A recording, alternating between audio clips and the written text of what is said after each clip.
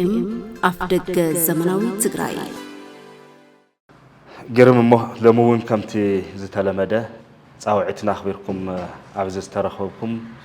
ሚዲያታትን ሰሞያ ሚዲያታትን ብሽመይን ብሽም ውድብና ጽነት ትግራይን ዘለኒ ናዳን ምስጋናን ካቀርብ ይደሊ ሎሚ ዝመግለጺ ዕላዊ መግለጺ ክንህብ ዝጸዋዕናሎም ብዙሓት ተደራረብታ አጀንዳታት ከዋላ እንተሃለው ካብኣቶም መሪጽናቶም ዕብይ ዝበሉ ዝበልናዮም ትኹረት ጌርና ናይ ውድብና መርገጺ ናይ ቃልሲ አንፈትና እውን ዝምልከት ነገር ሓሳብ ንምሃብ እዩ ከምቲ ዝፍለጥ ኣብዙ ቅንያት ኣብዝ ሓለፈ ሰሙናት ብፍላይ ብዛዕባ ናይ ተመዛበልቲ ጉዳይን ናይ ግዝኣት ትግራይን ዝምልከት አጀንዳ ኮይኑ ከም ዝነበረ ንዝክሮ ኢና እዚ ጉዳይ እዚ ዝምልከት በተደጋጋሚ ዝገልጽ ናይ ሓሳብ መርገጺና እንታይ ከም ዝኾነ እውን ናበልናዮ ዝመጻናን ዝተቃለስናሉን ጉዳይ ዋላ እኳ እንተኾነ በቢግዚኡ ግን ከምቲ ኩላትና ንፈልጦ ትግራይ ካብ ዋና ዋኒናታ ካብ አጀንዳታታ ወፅያ ወቕታዊ ንፋስ ኣብ ዝፈጥሮም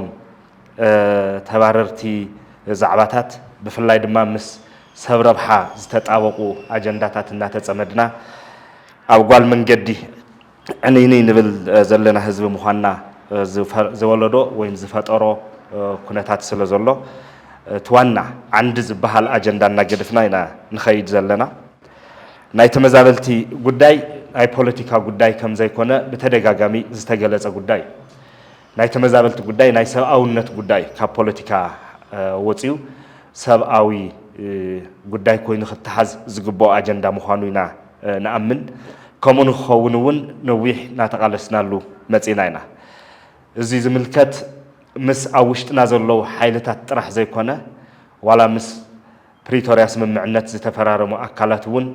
ምስቶም ዘፈራረሙ ማሕበረሰብ ዓለም እንብሎም አካላት እውን ከይተረፈ አጀንዳ ጌርና ክንመያየጠሉ ኣብ ንፍትነሉ ግዜ ኩል ግዜ ናይ ተመዛበልቲ ጉዳይ ናይ ፖለቲካ ጉዳይ ከም ዘይኮነ ሰብኣዊ ጉዳይ ከም ዝኾነን ዓለም ለኻዊ ልምድታት ኣለዉ ተመዛባላይ ከመይ እዩ ዝምለስ ዝብል ተመሊስካ ገዛኻ እቱ ምባል ጌርካ ዝውሰድ ዘይኮነስ ከም ፓኬጅ ክረአ ዘለዎ ኢሹ ምዃኑ ብተደጋጋሚ ናገለጽናዮ ዝመጻና እዩ ቀዳማይ ነገር እዞም ተመዛበልቲ ወገናትና ካብ ምዕራብ ትግራይ ብፍላይ ናብ ሱዳን እውን ዝተሰደዱ ኣብ ውሽጢ ዓዶም እውን ዝተመዛበሉ ኣብ ኬንዳታት ዘለዉ ወገናት ብዙሓት እዮም ክምለሱ ይግባእ ናብ ማሙቕ ቤቶም ናብ መረበቶም ክምለሱ ይግባእ እንትበሃል ተመሊስካ ሓደ ውሕስና ዘለዎ ምምላስ ክኸውን ክኽእል ኣሎ ንኽነብሩ እዮም ዝምለሱ እምበር ተመሊሶም ናብ ካሊእ ህውከትን ዕግርግርን ክኣትዉ ኣይኮነን ናይ ፖለቲካ አጀንዳ ክኾኑ ኣይኮነን ህዝቢ ናይ ፖለቲካ አጀንዳ ንምግባር ኣይኮነን ተመሊሶም ግን ህይወቶም ክመርሑ ኣለዎም ናብራ ክነብሩ ክኽእሉ ኣለዎም ተነኣሰ ቅድሚ ኩነታት ዝነበረ ህይወቶም ክመርሑ ዝኽእሉሉ ውሕስና ዝረኽብሉ ኩነታት እዩ ክህሊ ዝግባእ ማለት እዩ ስለዚ ናይ ውሕስና ጉዳይ ቀዳምነት ክረአ ዘለዎ ጉዳይ እዩ በቲ ካልእ መዳይ ድማ እዞም ተመዛበልቲ እዚኣቶም ኣብቲ መረበቶም ገዲፎምዎ ዝመፁ ንብረት ኣለዎም ሊስትሮ ይኹን ጋርት ይኹን ትራክተርት ይኹን ሕርሻ ይኹን ወይ ካሊእ ኢንቨስትመንት ወይ ካሊእ ፋብሪካ ገዲፎም ዝመፁ ወገናት እዮም ስለዚ ፕሮፐርቲ ራይት ዝበሃል ነገር ኣሎ ክምለሱ ከለዉ ንብረቶም ታሊስትሮት ይኹን ታባጃጅ ታጋርት ይኹን ታትራክተር ከመይ ክረኽቡ ይኽእሉ ዝብል ንብረቶም ዝረኽብሉ መሰል ከመይ ይወሓስ ኣብ ዝብል እውን ክዝተን ማሕበረሰብ ዓለም ጣልቃ ከኣትዮን ዝግባእ ጉዳይ እዩ ማለት እዩ ተኻሊእ ህይወት ብተመሳሳሊ ኣብኡ ምስ ዘሎ ማሕበረሰብ ትግራዋይ ከመይ ዘተገይሮም ዝተረጋግዐ ህይወት ስኸፍታ ዘይብሉ ስጋት ዘይብሉ ሓደጋ ዘይብሉ ህይወት ክመርሑ ይኽእሉ ዝብል እውን እንተኾነ እዚ እውን ካልኦት ዶነርስ ኣትየምዎ ክግበር ዝግብኦ ነገር ዳኣ እምበር ዝኾነ ኣካል ብዝኾነ ምኽንያት ስለ ዝኾረየ ንፖለቲካ መጣልዒ እናመዘዘ ዝጫወተሉ ካርድ ክኸውን ከም ዘይግባእ ብተኸታታሊ እናገለጽናዮ ዝመጻና ጉዳይ ሎሚ ተመዛበልትና እቶም ኣብ ሱዳን ዘለዉ ዝገጥሞም ነገር ብተኸታታሊ ምስ ናይ ሓዊ ባርዕ ተታሒዙ ይኹን ካልኦት ናይ ድሕንነትን ናይ ውሕስናን ጉዳይ ከም ዘለዉ ኮይኖም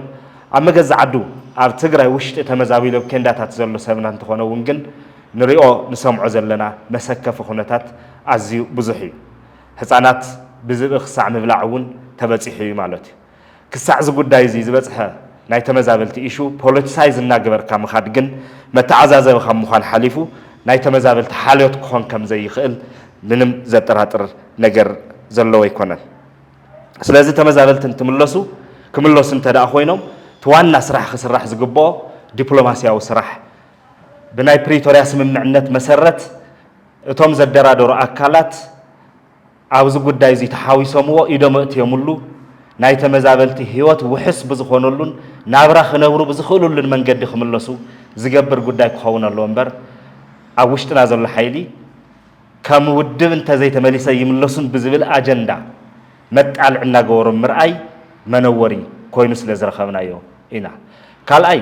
ናይ ተመዛበልቲ ጉዳይ ምስ ናይ ግዝኣት ጉዳይ ተሒዝካ ሓዋዊስካ ምኻድ እውን ኣሎ ምስ ብዙሕ ነገር እዩ ዝተሓዋወስ ዘሎ ሓደ ከምቲ ዝበልክዎ ምስ ውድብ ሒዝና ኢና ንምለስ ዝብል ሓይል ኣሎ በቲ ካልእ ድማ ምስ ግዝኣት ተሒዝካ ካብ ሰብኣውነት ምውፃእ ናይ ተመዛበልቲ ጉዳይ እውን ኣሎ ሰብኣውነት ዓለምለኻዊ ዩኒቨርሳል እዩ ናይ ዝኾነ ውድብ ናይ ዝኾነ በዓል ስልጣን ናይ ዝኾነ ጉጅለ ክኸውን ይኽእልን ዓለምለኻዊ ኢሹ እስካዕ ዝኾነ ማሕበረሰብ ዓለም ግዴትኡ ክዋፃእ ልመና እውን ኣይኮነን ብመሰረቱ እዚ ዘሰማምዐ ኣካል ግዴታ ኣለዎ ውሕስ ብዝኾነ መንገዲ ተመዛበልቲ ናብ መረበቶም ናይ ምምላስን ህይወቶም ናይ ምድሓንን ግዴታ እውን ኣለዎ እዩ ሰብኣዊ ሓገዝ ናይ ምቕራብ መድሓኒታት ናይ ምቕራብ ኣብ ዝተመለስዎ ቦታ ዝገደፍዎ ንብረት ናይ ምርካብ ህይወት ሰላማዊ ዝኾነ ህይወት ክመርሑ ናይ ምግባር ናይ ምኽኣል ኩነታት ክፈጥር ግዴታ ዘለዎም ኣካላት እቲ ነገር ንሱ ንክገብሩ ዝተገበረ ዋላ ሓደ ዘተብ ዘየለሉ ዝኾነ ኣካል ካርዲ ተኸልኪለ ወይ ፍቓድ ተኸልኪለ ኢሉ ብዝኾረ ቁፅሪ ዝመዞ ፖለቲሳይዝ ዝገብሮ ኣጀንዳ እናኾነ ዝርከብ ዘሎ መከራ ትኽክል ኣይኮነን ብዛዕባ ናብ ግዝኣት ዝምልከት ነገር ግዝኣትና ሓሊፍና ይንህብን ክንዋጋእ ኢና ዋላ ተዋጊእና ክንመልስ ኢና ብዝብል መንገዲ ክግለጽ እንከሎ ግዝኣት ዝምልከት ሕዚ እውን ኣብ ብሄራዊ ቃልሲ ብፍላይ መሬትካ ኣረኪስካ ኮፍ ኢልካ ምንባር ከም ዘይከኣል ትንተና ዘድልዮ ኣይኮነን እዚ ምምሓልን ምጥሓልን ዘድልዮ ጉዳይ እውን ኣይኮነን ነቶም ንፈልጦም ማሕበረሰብ ዓለም ፅዕንቶ ዝፈጥሩ ንብሎም ኣካላት እንነግሮም ነገር ምናልባት ድሕሪ ሕዚ ትግራይ ህዝባዊ ኩናት ክትገብር እንተደኣ ኮይና ናይ ዝኾነ ጉጅለ ስልጣን ንምንዋሕ ዝበሃል ኩናት እንተኮይኑ ኣይ ኩናትናን ናይ ዝኾነ ጉጅለ ፍቓድ ወረቐት ናይ ምርካብ ዝምልከት ኩናት እንተኮይኑ ኣይ ኩናትናን ከም ህዝቢ የለናሉን እንተ መሬት ዝምልከት ጉዳይ ግን ህዝባዊ እዩ ናይ ብሄር ጉዳይ እዩ ስለዚ ትግራይ ከም ህዝቢ ድሕሪ ሕዚ ናብ ኩናት ከኣቲ ዝኽእለሉ ዕድል እንተደኣ ሃልዩ ሓንትን ሕዘብ ዘላ ኩነታት እቲ ሓንትን ጉዳይ መሬት እያ ጉዳይ መሬት ዝምልከት ህዝባዊ እዩ ኩሉ ህዝቢ ትግራይ ዘተሓሳስቦ እዩ ናብ ኩናት ከእትየና ዝኽእል ጉዳይ እውን እዚ እዩ ዝብል ናይ መሬት ጉዳይ እዩ ዝብል ምስ ዝተፈላለዩ ኤምባሲታት ምስ ዝምልከቶም ናይ ፌደራል ኣካላት እናውጋዕናዮ ዝመፃና እዩ ድሕሪ ሕዚ እውን እንብሎ ነገር እዩ ማለት እዩ ሕዚ እውን ዝኾነ ይኹን ምዞም ኣካላት እዚኣቶም ርክብ ዘለዎ ወይ ነዞም ኣካላት እዚኦም ናይ ምርካብ ዕድል ዝረኸበ ዝኾነ ይኹን ትግራዋይ ህዝቢ ትግራይ ከም ህዝቢ ናብ ውግእ ናብ ኩናት ከኣቲ ዝኽእለሉ ሓንቲ ኣጋጣሚ እንተሃልያ ንሳ ናይ መሬት ጉዳይ ከም እትኸውን ኣብ መሬት ዓደቡኡ ዘይስዋእ ንመሬት ዓደቡኡ ዘይቃለስ ትግራዋይ ከም ዘየለ ኣረጊፁ መልእኽቲ ክሕልፍ ከም ዝግባእ ምስ እዙይ ግን እቲ ሰብኣዊ ዝኾነ ናይ ተመዛባላይ ጉዳይ ሓዋዊስካ ኣጀንዳ ምጥፋእ ትኽክል ከም ዘይኮነ ንውሽጢ ድማ እዚ ቃልሲ እዚ ምግባር የድሊ ማለት እዩ ተዋጊኤ ዋላ መሬተይ ከምልስ እየ ክትብል ህዝቢ ሒዝካ ናብ ኩናት ኣይኽየድን ናብ ኩናት ህዝቢ ሒዝካ ምምራሕ ገበን እዩ ብስሩ እውን ተዋጊእኻ ትመልሶም መሬት ከተፅንሖ ትኽእል ዲኻ ዝብል እውን ኣይተፀንዐን እዚ ኢሹ እዚ ፍትሓዊ ሕቶ ናይ ድሕንነት ናይ ውሕስነት ናይ መንነታዊ ቀጻልነት ኢሹ ምዃኑ ንዝምልከቶም ኣካላት ብምልኦም ብዝግባእ ኣብ ክንዲ ምርዳእ ምስ ናይ ሰብኣዊ ክኸውን ዝግብኦ ናይ ተመዛበልቲ ህይወት እናሓዋወስካ ምጥፋእ ኣጀንዳ ክጠፍእ ምግባር ግን ኣብ ውሽጥና ዝረአ ዘሎ ጉዳይ ተመዛበልቲ ንመልሶም ከምቲ መጀመርያ ዝበልክዎ ህይወት ክነብሩ እዩ ሓዳር ክምስርቱ ክወልዱ ክዝምዱ ክሓርሱ ክህፍትሙ ክነግዱ ክህፍትሙ ዳእምበር ተመሊስካ ንናይ ሻዕብያ ወይ ንናይ ሕወሓት ኩናት መጋበርያ ክኾኑ ወይ ደጀን ክኾኑ ተባሂሉ ክኸውን ኣይብሉ ብውግእ ዝመልስካዮ ተመዛበላይ ከተንብሮ ኣይትኽእልን ሰሙን እውን ክተፅንሖ ኣይትኽእልን መሊስካ ናብ ካልእ ምንግልታዕ መሊስካ ናብ ካልእ ፋሕብትን መሊስካ ናብ ካልእ ኣቦ ንሱዳን ኣደ ንመቐለ ቆልዓ ዕልምልሙ ክጠፍእ ናይ ምግባር ኩነታት ክትፈጥር ተዘይኮይኑ መሊስካ እተንብሮ ብውግእ መሊስካ እተንብሮ ዜጋ ኣብ ዘይብልኻ ንናይ ኩናት ኣጀንዳኻ መቐለዲ መጫወቲ ምግባር ፖለቲሳይዝ ምግባር ናይ ተመዛበልቲ ኢሹ ትኽክለኛ ኣይኮነን ተመዛበላይ ክምለስ ኣሎ ማሕበረሰብ ዓለም ኢዱ ክእት ኣሎ ውሕስና ክህልዎም ኣሎ ንኩናት ግን ኣይኮነን ዝምለሱ ዝኾነ ኣካል ጠሊሙ እዩ መሬትና ክበና ይኽእልን ዝበሃል እምነት እኳ እንተሃልዩ እሞ ንግዝኣትና ዘይንስውኦሉ ምክንያት የለን ንመሬትና ዘይንስውኦሉ ምክንያት የለን ተተባሂሉ እውን ከም ህዝቢ ክንገብሮም ዝግበአና ቅድመ ምድላዋት ኣይገበርናን ትግራይ ሕዚ ንዝኾነ ይኹን ዓይነት ኩናት ድልውቲ ኣይኮነትን ዝሰራሕናዮ ዲፕሎማሲ የለን ዘፍረናዮ መሓዛ የለን ምክንያትና ፍትሓዊ ምዃኑ ንዓለም ኣየረዳእናን ዝሰራሕናዮ ፖለቲካ የለን ዝሃነፅናዮ ሴኪሪቲ እውን የለን እቲ ናይ ፀጥታ ሓይልና ተኸፋፊሉ ዲፕሎማስያዊ ድጋፍ ኣብ ዘይብልና ግዜ ብስግኣት ዝረአ ሓይል እናመርሐና ምንም ዓይነት ድጋፍ ከይሓስካ ብፈኸራ ክምለስ እየ ምባል እሞ ድማ ስድራ ተመዛበላይ ህዝቢ ኣዴታት ህፃውንቲ ምስ ኩናት ተታሒዝካ ክመልስ እየ ምባል ግን ናይ ፖለቲካ ሸቐጥ ምዃኑ ክፍለጥ ይግባእ ዝፍጠሩ ዘለዉ ዝምባዓት ተረኻት እውን ኣለዉ ምስዚ ተተሓሒዙ ካብቶም ዝምባዓት ተረኻት ሓደ ፀላኢ ኣንኢስካን ቆንጢርካን ምርኣይ ንዝኾነ ኣካል ፈሊኻ ትዋና ፀላኢ ጌርካ ምውሳድ ከም ህዝቢ ብፍላይ ዝፍጠሩ ዘለዉ ኣጀንዳታት እውን ንናይ ሓደ ጉጅለ ነዚ ዓቀይታይ ጉጅለ ታሪኽ ንምፍጣር ተባሂሉ ዝግበር ከይዲ ምዃኑ እዩ ከም ውድብ እናኣምነሉ ኣብዚ ኩሉ ግልፂ ክኾነልና እንደልዮ ህዝቢ ትግራይ ናይ ጆኖሳይድ ሰለባ ዝኾነ ህዝቢ እዩ ጆኖሳይድ ዝተፈፀሙ ህዝቢ እዩ ጆኖሳይድ ዝፈፀሙልና ኣካላት ዝፍለጡ እዮም ቀዳማይ ነገር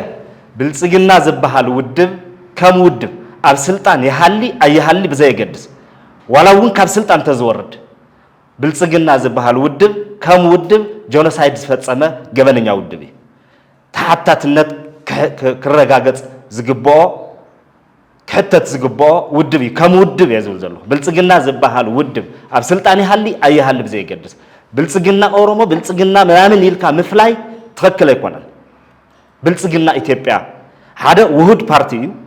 ብልፅግና ኣምሓራ ኣሎ ብልፅግና ኦሮሞ ኣሎ ብልፅግና ዓፋር ብልፅግና ሶማል ብልፅግና ጋምቤላ ኣብ ኢትዮጵያ ዘሎ ብልፅግና ብምሉኡ ብልፅግና ዝበሃል ውድብ ገበን ጆኖሳይድ ዝፈፀመ ውድብ እዩ ኣብ ስልጣን ይሃሊ ኣይሃሊ ይፍረስ ኣይፍረስ ብዘየገድስ ምስቲ ውድብን ታሪኹን ተታሒዙ ምስ ሌጋሲኡ ተታሒዙ ገበነኛ ናይ ጆኖሳይድ ተሓታቲ ምዃኑ እዩ ንፈልጥ ንሕና ከም ትግራይ ክኾን ዘለዎ እዚ ካልኣይ እዚ ብልፅግና ዝበሃል ገበነኛ ውድብ ዝተቆፃፀሮ ናይ ብልፅግና መንግስቲ ዝበሃል ኣሎ ናይ ኢትዮጵያ መንግስቲ እቲ መንግስቲ እቲ መንግስታዊ ትካል ናይ መላእ ኢትዮጵያ ትካል እዩ ዋላ እውን ነተጋሩ ዝምልከት መንግስታዊ ትካል እዩ ግን እቲ ገበነኛ ውድብ ዝተቆፃፀሮ ትካል እዩ ስለዚ ከም መንግስቲ እውን ብልፅግና ዝዝውሮ መንግስቲ ኢትዮጵያ ገበነኛ ናይ ጆኖሳይድ ገበነኛ እዩ ብኻልኣይ ክትሓዝ ዘለዎ እዚ ብሳልሳይ ኢትዮጵያ ትበሃል ዓዲ ከም ዓዲ ምስ ኩሉ ትሕዝቶታታ ቤተ ክህነታ ይኹን ኩሎም እቶም ናይ እስልምና ይኹን ናይ ክርስትና እምነታት ካልኦት እውን እምነታት ዘለዉ ሓዊሱ ባህልታት ሓዊሱ ማሕበረሰባት ስሙሓት እናወፈዩ ዝወፈርዎ ወፍሪ ናይ ስነ ጥበብ ናይ ኪነ ጥበብ ክኢላታት ጋዜጠኛታት ምሁራን አዝማሪ ኸይተረፈ ጎስጉሶም ተዓዲ በዓዱ ኣብ ዝባን ትግራይ ክወድቕን ገበን ጆኖሳይድ ክፍጸም ዝገበረን ዓዲ ስለስተ ሃገር ከም ሃገር እውን ጆኖሳይዳል ኢምፓየር ምዃኑ ገሊጽና ዲፋይን ጌርና ብግልጽ ዝሓደርና ውድብ ኢና ስለዞም ኣካላት እዚኣቶም ኣብ ኢትዮጵያ ብግልጽ ዝፍለጡ ኣካላት እናሃለው በቲ ሓደ መዳይ ንናይ ባዕልኻ ወቕታዊ እዋናዊ ዝኾነ ቁንጹል ኣጀንዳ ክትብል ፋኖ ኣብ ጆኖሳይድ ትግራይ ኣይተሳተፈን ዝብል ተረኽ ትሰርሕ ሻዕብያ ኣብ ናይ ትግራይ ጆኖሳይድ ከም ዘየለ ዘምስል ተረኽ ትሰርሕ ፈሊኻ ብልጽግና ኦሮሞ ኢልካ ንሓደ ህዝቢ ከም ህዝቢ ፈሊኻ ድማ ክላሲፋይ ትገብር ሓደገኛ ተረኽን ሓደገኛ ኣካይዳን እዚ ከምዚ ዝገብር ዘሎ ሓይሊ ኣብ ታሪኹ ኩል ግዜ ምንተ ስልጣኑ ክብል ጸላእትን ናጫጭሐ ዝሓድር ሓይሊ እዩ ሎሙን ዝገብር ዘሎ ንሱ እዩ ኩሉ ኢትዮጵያ ኣምጽሒኻ ካሊእ ገበነኛ ሓይሊ ኣምጽሒኻ ሓደ ህዝቢ ፈሊኻ ጆኖሳይድ ዝፈጸመ ህዝቢ ጌርካ ምርኣይ ብልጽግና ኦሮሞ ዝብል ልክዕ ከምታ ሕወሓት ማለት ኢህአዴግ ማለት ሕወሓት ማለት ህዝቢ ትግራይ እዩ ተባሂሉ ክላሲፋይ ተጌርና ጆኖሳይድ ዝተፈጸመና ተመሳሳሊ ተረኽ እናሰራሕና ኣብ ዘይንወጾ ዓዘቕትን ኣብ ዘይንወጾ ረግረግን ክንኣቲ ዝገብር ጸላእቲ ዘብዝሕ ምናልባት እንተሰሪሕካሉ ስልታዊ ዲ ስትራቴጂካዊ መሓዛ ክኸውን ዝኽእል ህዝቢ ከም ጸላኢ ኣቐሚጥካ ተረኽ ትሰርሐሉ ተዳልዎ እዚ ኣካይዳ እዚ ትኽክለኛ ኣካይዳ ኣይኮነን ከም ውድብ ናጽነት እዚ ዘይንኣምነሉ ኣካይዳ እዩ ማለት እዩ ስለዝቶም ዝተገለጹ ኣካላት ኣብ ኢትዮጵያ ዞም ሰለስተ ዝበልናዮም ኣካላት ገበን ዝፈጸሙ ኣካላት ምዃኖም እዩ ክፍለጥ ዘለዎ ካብ ዝወፃእ ስርዓት ሻዕብያ ኣሎ ስርዓት ሻዕብያ ንሱ ዝመርሐ ዓዲ ሰራዊታዊ ሒዛ ገበን ፈጺማ ጆኖሳይድ ፈጺማ ብኢሳያስ ዝምራሕ ስርዓት ህግደፍ ወይ ስርዓት ሻዕብያ ጆኖሳይድ ኣብ ትግራይ ፈጺሙ እዩ ንስልታዊ ርክባት ክበሃል ምስ ብልጽግና ሸፈድፈድ ክብሉ ክደልዩ ከለዉ ናይ ብልጽግና ገበን ይሓብኡ ከም ዝነበሩ ናይ ቀረባ ግዜ ተዘክሮና እዩ ዝስርሑ ሰነዳት ሚድያታት ባዕልኩም ትሰርሕዎም ዝነበርኩም ዝተፈጸሙ ዝበሃሉ ጉዳያት ኳስ ክልከላ ኣብ ሚድያ ከይሓልፉ ይኽልከሉ ከም ዝነበሩ ንፈልጦ ናይ ቀረባ ታሪኽ እዩ ምስ ሻዕብያ ጉንብሕ ጥልዕ ምባል እንትጅመር ድማ ናይ ሻዕብያ ገበን ምሕባእ ናይ ፋኖ ገበን ምሕባእ ፈሊኻ ንሓደ ካሊእ ኣካል ትገበናት መሃብ ዝመስልዎም ብጣዕሚ ታክቲካል እሞ ንረብሓ ትግራይ ዘይውዕሉ እሞ ነቲ ዝበፅሐና በደል ተሓታትነት ክረጋገጽ ዘይሕግዙ የግዳስ ተፈራሕቲ ክንከውን ከም ብሄር ተጸላእቲ ክንከውን ዝገብር ዓይነት ተረኽ እናፈጠርካ ምኻድ ጸላእቲ ምጭጫሕ ስለ ዝኾነ እዚ ኣካይዳ እዚ ትኽክል ኣይኮነን ሎሚ ኣብ ቀረባ ግዜ እውን ሰማዕናዮ ዝነበርና ጉዳይ ኣሎ ሻዕብያ ኣብ ትግራይ ዘለዎ ኢድ ኣታውነት ክሳዕ ክንደይ ከም ዝኸደ ብሰራዊት ኤርትራ ዝተደፈራ ብጅምላ ዝተደፈራ ደቂ ኣንስትዮ ኣሕዋትና ከይተረፋ ንምንታይ ቃሊዕኽን ብዝብል ሻዕብያ የሳድደን ከም ዘሎ ዝሰማዕናዮ ጉዳይ ኣብ ሚድያ ዝሰማዕናዮ ንዝኾነ ይኹን ፖለቲካዊ ምንቅስቃስ ንዝኾነ ይኹን ዴሞክራሲያዊ ሕቶ ህዝቢ ናይ ሻዕብያ ኣፈኛታት ከመይ የፈራርሑ ከም ዘለዉ እውን ንሪኦ ዘለና ሓቂ ኣብ ትግራይ ጸጊሙኒ ኢሉ ባጃጁ ዘቃጸለ ሰብ እሞ ድማ ንዙይ ዝምልከት ካልኦት ብፆቱ እቲ መረረት ከይገልጹን ምስዚ ተታሒዙ ዝለዓል ፖለቲካዊ ሕቶ ከይህልን ሻዕብያ ኣብ ጥቓኻ እናሃለየ ከምዚ ክትገብር ኣይትኽእልን ዝብል መፈራርሒ ይሰዱልና ኣለዉ ኣብ ትግራይ ስርዓታዊ ለውጢ ክመጽእ ይኽእልን ሻዕብያ ይፈቅድን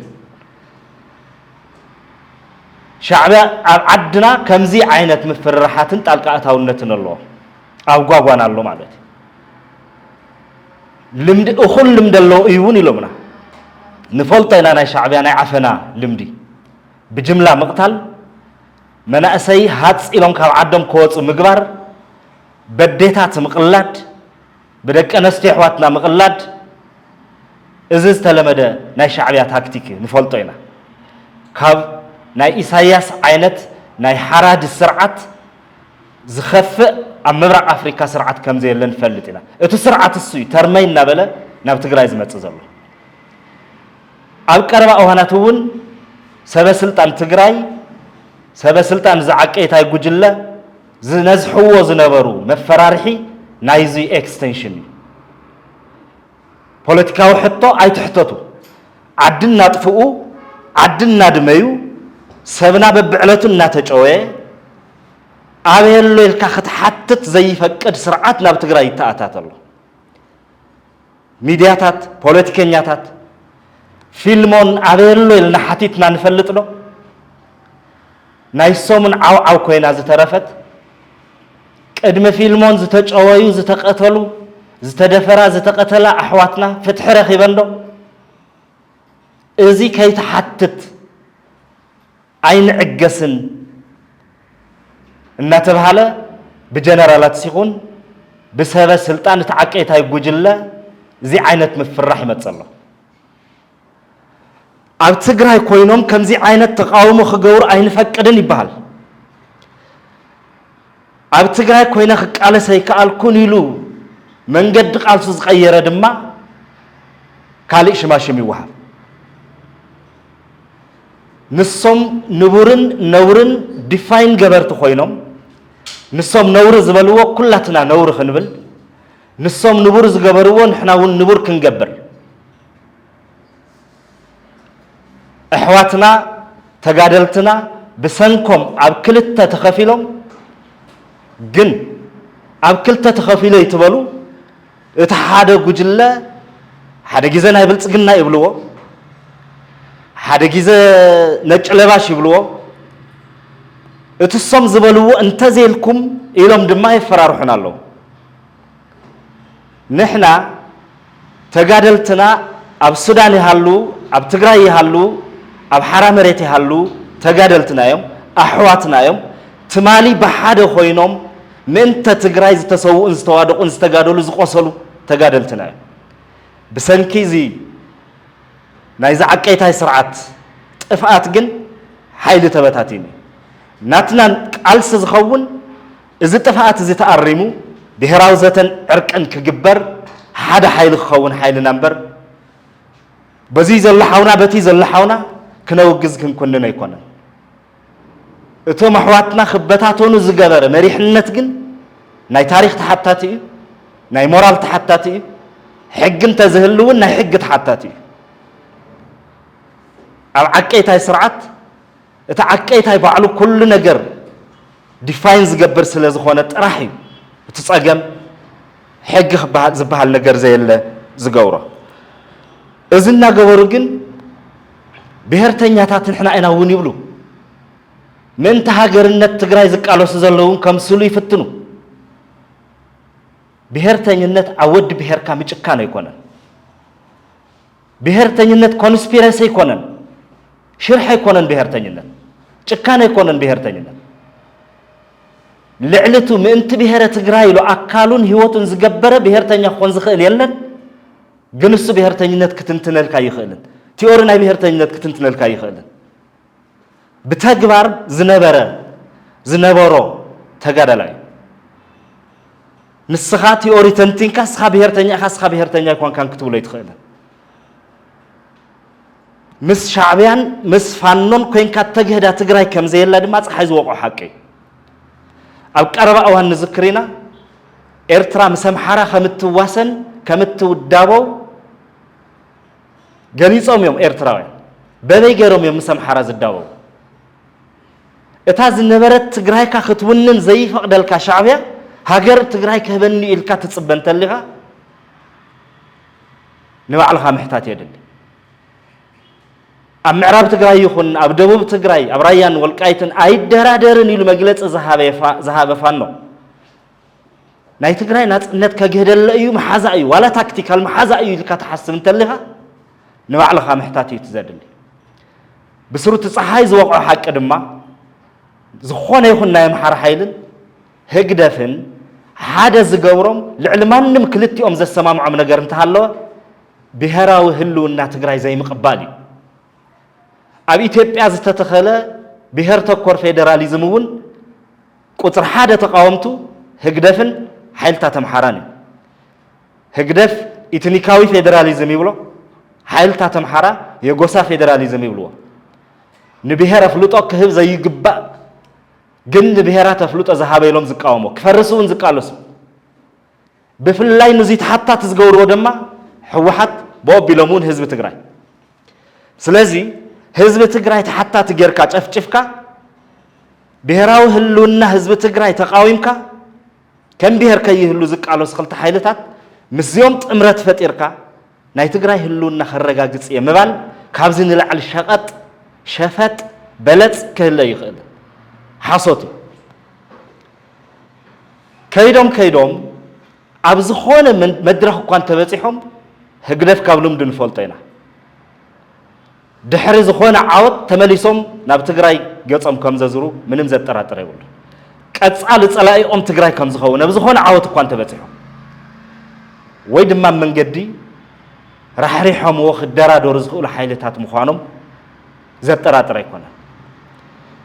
ብፍላይ ድማ ሻዕብያ ሓደ ካብ ኣፈጣጥርኡ ጀሚሩ ዝጥቀመሉ ዝነበረ ስልት ኣሎ ትግራይ ብዕፅዋ መሓዝ ሎሚ ዝጀመሮ ኣይኮነን ሻዕብያ 77 መሽለኹ ዝኸልአና እውን ንስ ዕፅዋ እዩ ንናይ ሻዕብያ ፐርፐዝ ሰርቭ ዘይትገብር ትግራይ ወይ ናይ ትግራይ ሓይሊ ክሳዳ ምዕፃው ናይ ሻዕብያ ታክቲክ መፃወቲት ካርድ እያ ሎሚ እውን ብምዕራብ ትግራይ ሲኹን ብኻሊእስ መፃወቲ ካርድ ከም ዝጥቀም ሻዕብያ ዘተሓትተ ይብሉ ካብዚ ስርዓት እዚ ትግራይ ዘለኣለማዊ ጥፍኣት እምበር እትረኽቦ ዋላ ሓደ ኣፋፍኖት ክህለ ይኽእል ዋላ ካብ ናይ ኣምሓራ ሓይልታት ስለዚ ክኸውን ዝግብኦ ውሽጣዊ ዓቕምኻ ምጥንኻርን ዝእመን መንግስትነት ምትካልን እዩ ትግራይ እዚ ሓይሊ እዚ ሒዝካ ሓድነት ኣስጢምካ እዩ ተደራዳራይ ክትከውን ዓለም ዝፈልጦ ስምምዕ ኣለካ ዓለም ዝፈልጦ ዝተፈጸመ ገበን ኣሎ ነዚ ዝምጥን ቁመና ንምድርዳር ዝኸውን ቁመና ሒዝካ ምርካብ እዩ እቲ መዋፅኦ ክኸውን ዝግባእ እምበር ፖለቲካል ፕሮስቲቱሽን ኣድላይ ኣይኮነን ኣብዚ ሕዚ ሰዓት እዚ ዓቀይታይ ጉጅለ ፖለቲካዊ ዝሙት እዩ ዝፍፅም ዘሎ ምስትን ምስቲ ሓደ እንትጣበቕ ነቲ ሓደ ሓጢኣት ይሓፅብ ምስቲ ሓደ እንትለሓስ ናይቲ ካሊእ ሓጢኣት ይሓፅብ እዚኦም ኩሎም ናይ ትግራይ ኣጀንዳ ክኾኑ ይኽእሉ ስለዚ እዚ በዚ መንገዲ እዚ ክረአ ይግባእ ንብል እቲ ካልእ ኣብዚ ሓለፈ ሰሙን ጉጅለ ሕወሓት ኣብ መላእ ትግራይ ብፍላይ ኣብቲ ዝተቆፃፀሮ ማለት እዩ ህዝባዊ ዋዕላታት እናገበረ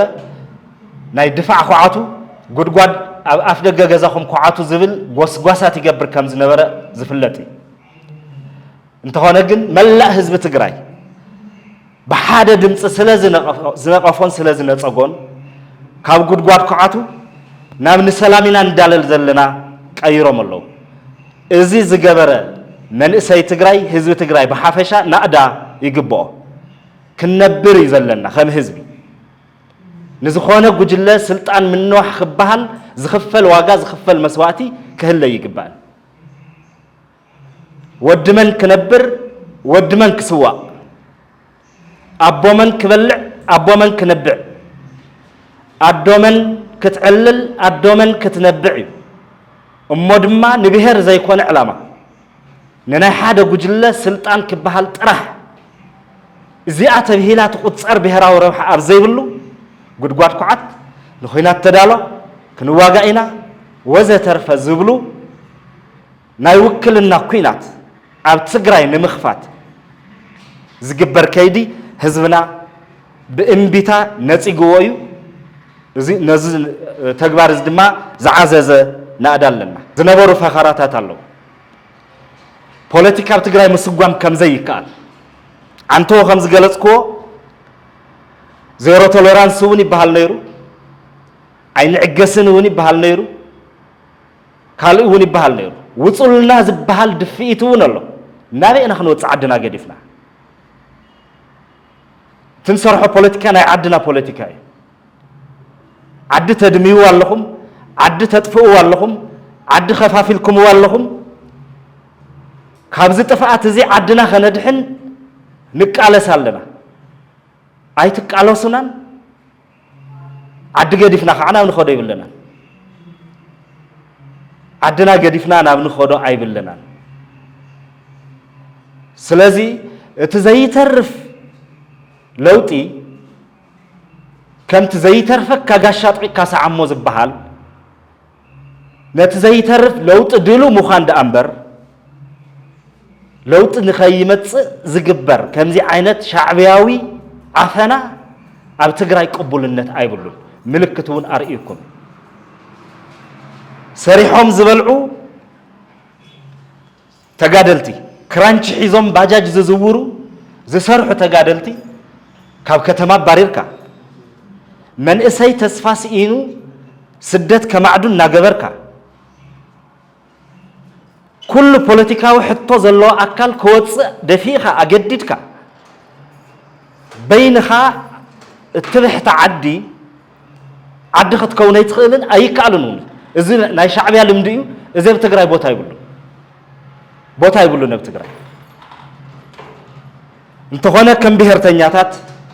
مواطع خوون زخيل أمارات حسابات حزنانا متينا بوليسي 00 أمارات إيوين لاينا متينا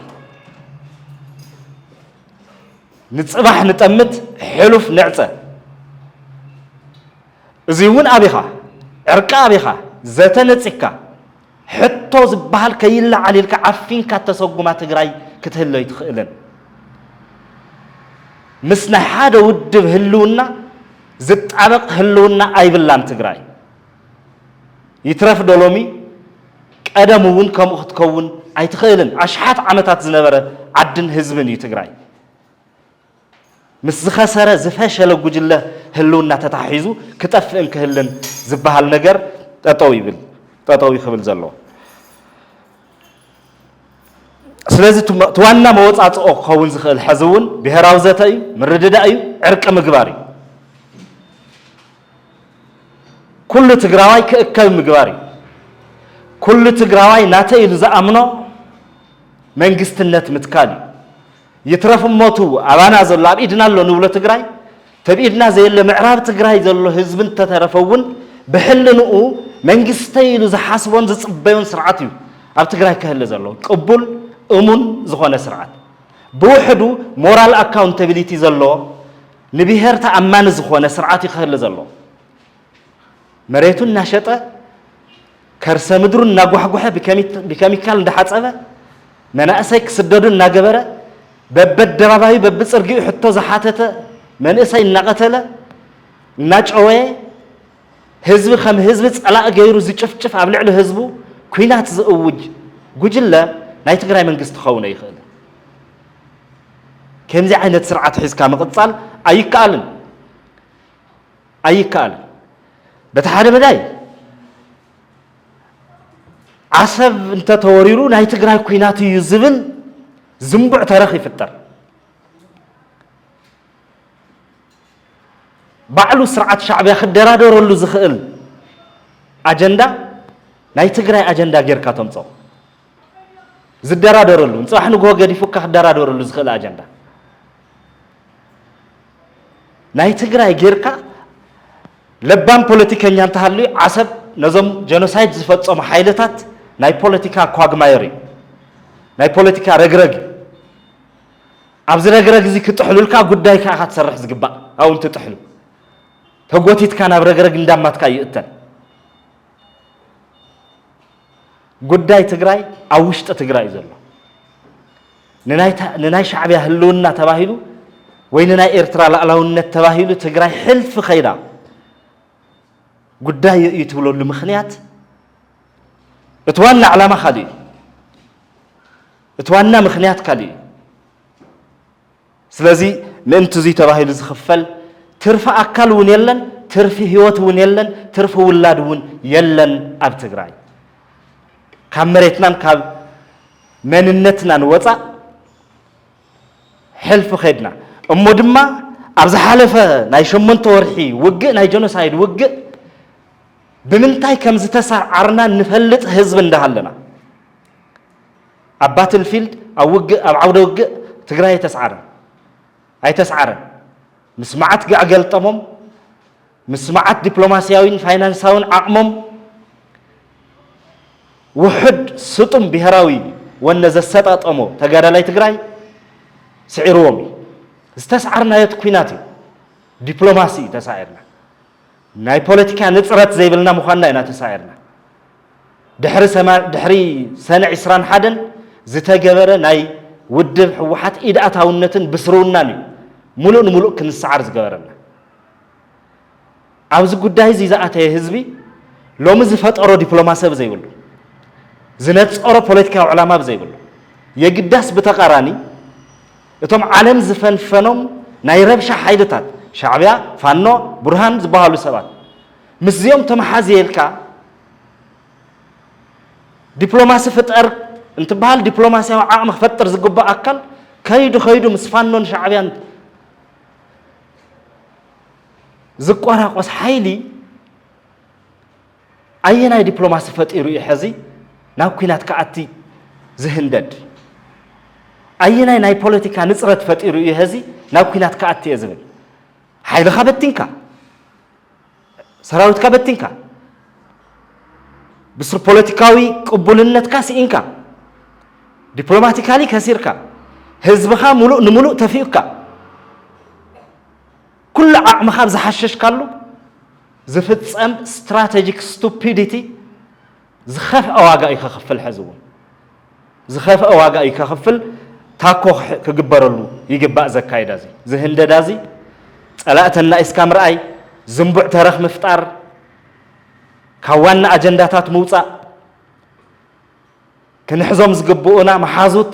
بعالم بركي كنحزم زقبونا محازوت نتيكا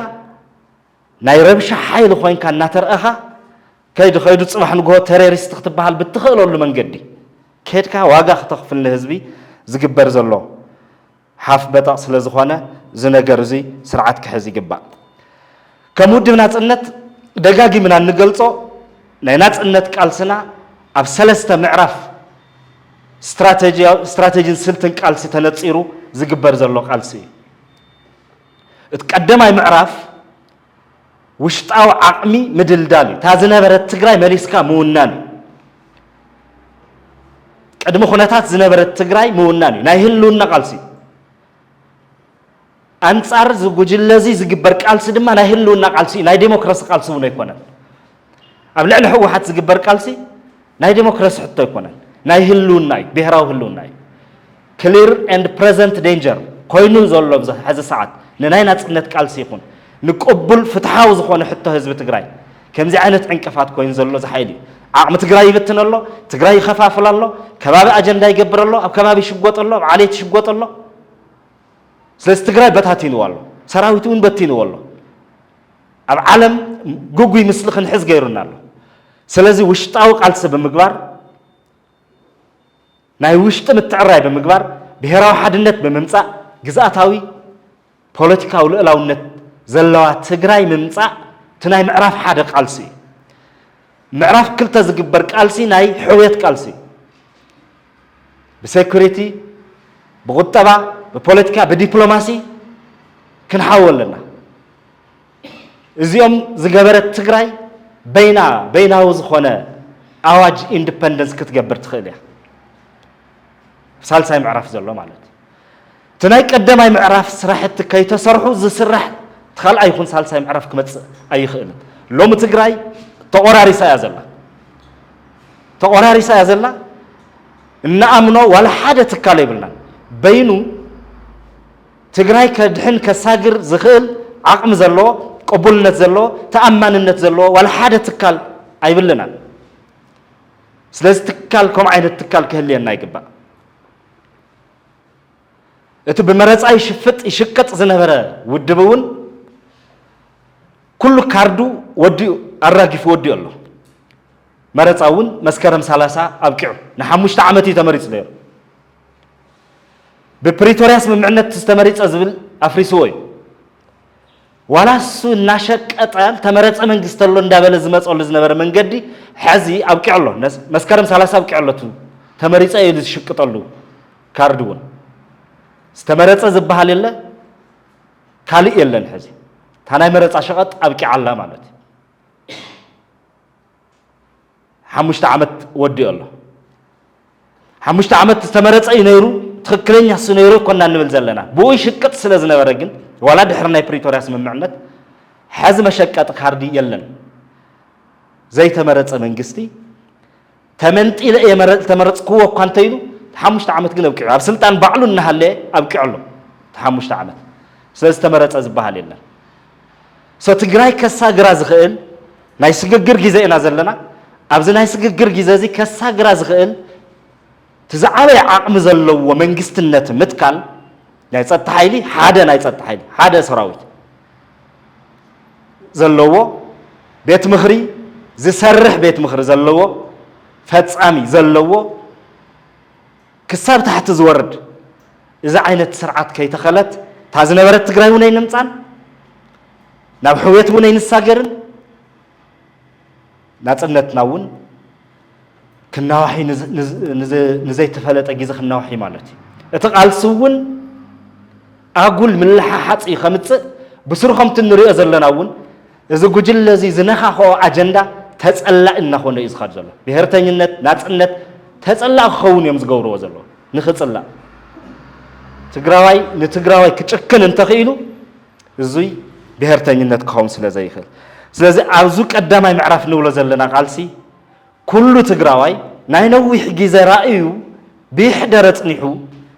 اتا زنبرت تجراي نابيد كان من الله سبز جبر قالسي وشتاو قالسي بمقبار منجست النت نمتكال تزد الله سرعات نممصا كنحبر حابرنا خنقالس يجبا ازي زتن عرقن زابز الله حيلي بزتن بعرقن تجبر سرعات كتكل زي خل انت خوينو دما سلاماوي سلفي سلاماوي ابيا حزباو ابيا كجبر جدن ازي يتبولو እንደም ዝብሉ ዘለው ታዋና ሕማሞም ሰላማው ሰልፍ ከይትጽውዕ እንዲ ዝባሃል ዘሎ ሰላማው ቃልስ ከይትገብሩ እንዲ ዝባሃል ዘሎ ሰላማው ቃልስ ዝገብር ሰብ ጠበንጃ ሒዝካን ተመጽኻዮ ዘለዎም ማራጽ ክልተ እዩ ተሓደ ምህዳም እዩ ኣይሃድምን ዝበለ ድማ በቱ ሒዝካዮ ዝመጽኻዮ ይመጽካ በት ዝመጽኻዮ ይዝመጽካ ሓደ ግዜ ጸላእ ዝገበርካዮ ሓይሊ ድማ ፈታው ክትመርጸሎ ይትኽእልን ሓደ ግዜ ካብ ዓዱ ዘባረርካዮ ሓይሊ ድማ ኣበይ ጠጠው ክብል ከም ዘለዎ ንስኻ ከተማኽሮ ይትኽእልን ምስ መን ክማኸር ከም ዘለዎ ንስኻ ከተማኽሮ ይትኽእልን ኣባሪርካዮ ኢኻ ኦሬዲ ስለዚ ተጋሩ ዝእክብ ከይዲ ክንከይድ ናብ ዘተ ናብ ዕርቂ ክምጻእ ተሓዝውን ጻውዒትና እዩ እዚ ዘይከኣል ተኾይኑ መላእ ህዝቢ ትግራይ ብፍላይ ድማ መቐለ እዚ ሓላፍነት እዚ ክወስድ ዝግብኦ ከተማ እዩ መቐለ ማለት ትግራይ ማለት እዩ ከምቲ ኩሉ ግዜ እንገልጾ ሰላማዊ ቃልሲ ካብ መቐለ እዩ ዝፍልፍል ናይ መቐለ ሰላማዊ ሰልፊ እዩ ንምዕራብ ትግራይ ይኹን ሰሜን ምዕራብ ትግራይ ዘሎ ድፋዕ ዘፍርሶ ይትረፍ መቐለ ዝዓረደ ዓቀይታይ ኣብ ምዕራብ ትግራይ ዘሎ ዓቀይታይ እውን ዘፍርሶ ናይ መቐለ ሕቶ እዩ ስለዚህ ሓላፍነት ክወስዶ ዘሎ ነባር መቐለ እዩ መቐለን ከባቢ እዩ ስለዚህ ኣብ መቐለ ክልኮስ ዝግብኦ ሰላማዊ ሰልፊ ኣብ መቐለ ክጽዋዕ ዝግብኦ ሰላማዊ እብያ ብዙሕ ትኹረት ዝስሕብን ትለውጢ ከምጽ ዝግብኦን እውን ንሱ እዩ ስለዚህ ዘተን ዕርቅን ዘይከኣል ተኾይኑ ክግበር ዘለዎ እዚ ሰባጃጅ እንታይ ኮይኖም ከም ዘለው ርኢና ኢና ካሜራማን ናይ ካሜራ በዓል ሞያ ፊልሞ ነብ ዘለዎ ይንፈልጥን ክሳብ ሕዚ ካልኦት እዚ ዝገጥሞም ዘሎ ናብ ሚድያ ዘይወፁ ገበናት ብዙሓት እዮም ኣብ ኤርትራ ዝግበር ገበን መንግስቲ ከም ዝገብሮ ይፍለጥ ባጃጅካ ተተመንጢልካ መንግስቲ ይመንጢሉካ ፍሉጥ ዝኾነ ሽፍታ ወይ ዝኾነ ዕዋላ ኣይኮነን ምንጥለካ ወይ ዝኾነ ሌባ ሃንግ ገይሮ ኣይኮነን ወሲዱካ ሌባን ገበነኛን ዝኾነ ስርዓት ኣሎ ስርዓት ባዕሉ እዩ ዝቆጻጸሮ እሱ እዩ ዝገብሮ ኣብዚ ገጢሙና ዘሎ ግን ሓላፍነት ዝወስድ ኣካል ዘይብሉ ስርዓት ኣልቦነት እዩ ብርግጽ እዚ ዝመርሕ ብድሕሪት ኮይኑ ዘሳስ ዘሎ ኣካል ተብ ስልጣን ዘሎ ኣካል ግን ኣነ እየ ኢሉ ዝገብሮ ኣይኮነን ስርዓት ምኽባር እንትሰኣኖ ባዕሉ ፍቲ ጭምልቕና ዝሳተፍ ስለ ዝኾነ سريحو زبلع ندقنا قلفكا بدفئت كوصو مقبار ايو تزخيد زلو كايدا سلازي السرعة زي أدب خقبر كصاوعيت خقبر زلو مالتي بز مداي كنك على سلنا تقراينا خند حنا يقبع نبل يغني الله